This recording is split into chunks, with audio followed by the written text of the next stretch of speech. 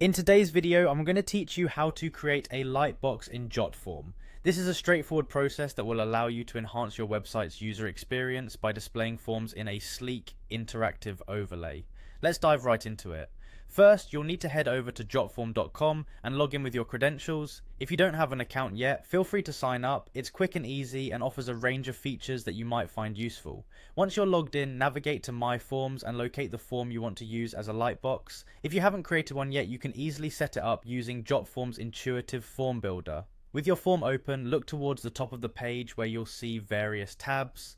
Click on the Publish tab. This is where we can manage how the form is shared, giving us multiple options to embed it on a website. On the left hand side, you'll notice a panel with different options for publishing. Select Embed. This is crucial as the next few options we discuss will be under this section. Scroll through the embedding options until you find Lightbox. This option allows the form to appear over the web page content, like a pop-up, which is great for maintaining aesthetics while still capturing user interactions. Jotform provides some flexibility here, so you can adjust settings such as the button text and styles that can appeal to your web design.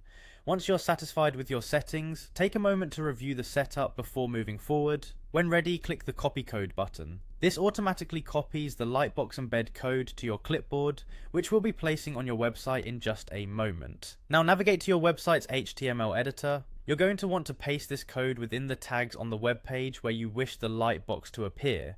Keep in mind that where you place it in the section can affect when and how it appears, so consider your design layout. And that's it!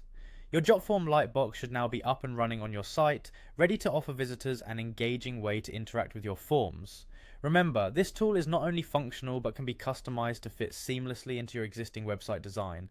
I hope you found this tutorial helpful. If you have any questions, feel free to reach out in the comments below or check out the additional resources linked here. Thanks for watching and happy form building.